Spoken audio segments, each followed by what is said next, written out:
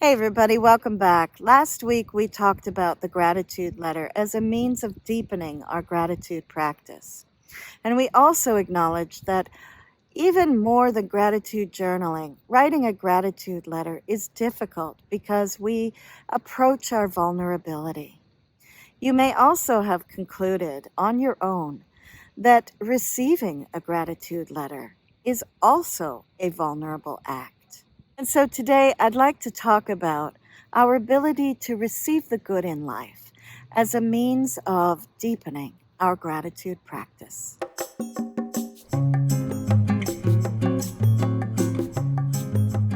As I said last week, when we express our gratitude, we open up ourselves to connection. But that makes us vulnerable because we expose our soft underbelly. We expose the fact that we long to love and to be loved, and that we long for connection. And so when we express our gratitude and open our hearts, we take the risk of rejection. But with every risk, there is also the upside that we may, in fact, forge a deeper and more meaningful connection with another. Another reason that it may be difficult is that it requires us to acknowledge that not everything that is good in our lives is by our own hand. We're not the self-made person that we might like to think we are. But the fact is that none of us is really a self-made person. We are all interdependent, and we all have needs. As far back as Cicero, Western philosophers have noted that it is kindness and generosity, our gratitude and our ability to pay it forward through altruism, that is the glue that holds our society together.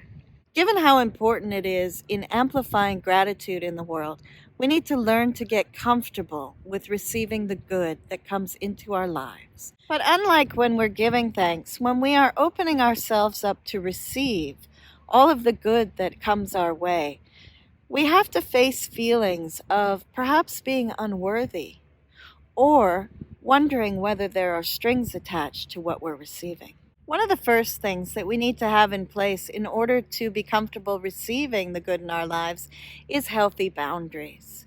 We need to be able to feel that we have the right to refuse those things that we know might have strings attached. Sometimes we can feel uneasy about accepting the good that comes into our lives, not because we think there's strings attached, but because we're unaccustomed to generosity.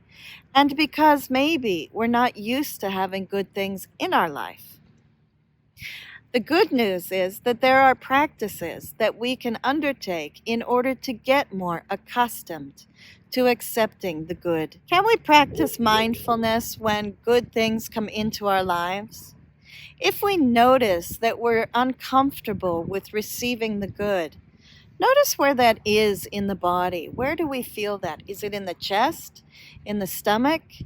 Can we just become aware without judging that physical sensation or the emotion that comes along with it? And as we become aware, let's breathe into that physical sensation in the body or the emotion that we're feeling and see if we can make space to allow the good to come in and sit alongside that uncomfortable feeling. When good things come into our lives, there can also be thoughts that accompany that, and they can make it very difficult for us to receive. Some of those thoughts might be, I must be strong, I must be independent, or I'm not worthy of receiving this. When it comes to thoughts of unworthiness, we can double down our techniques and use both cognitive behavioral therapy to challenge our thoughts and change our beliefs, as well as mindful self-compassion and exercises to build our self-esteem.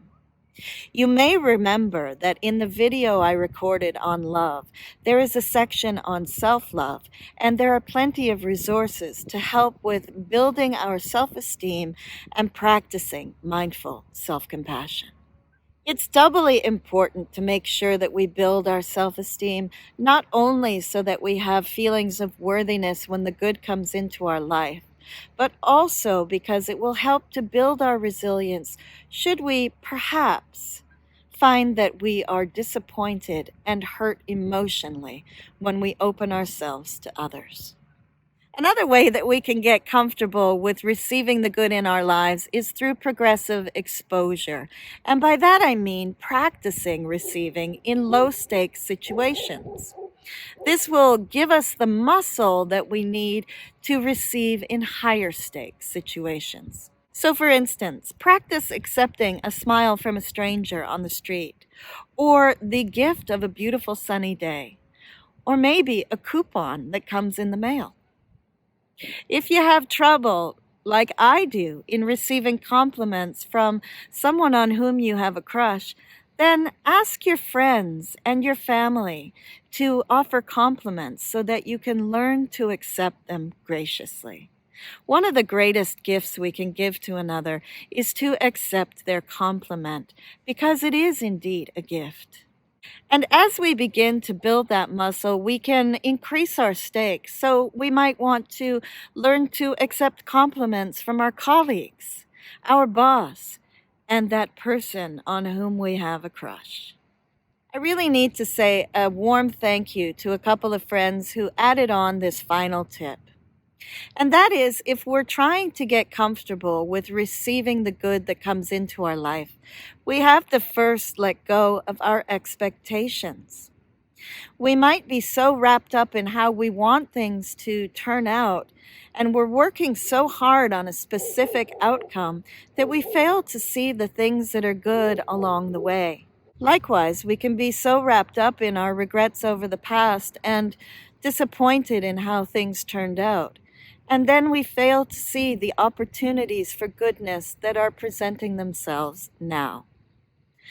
And so what it comes down to really is either we get caught up in the future and how we want things to turn out, or we get caught up in the past and how we wish things might have been. What we most need in order to be able to accept the good in our lives as it comes is to be present with all that happens now. For what are you most grateful today?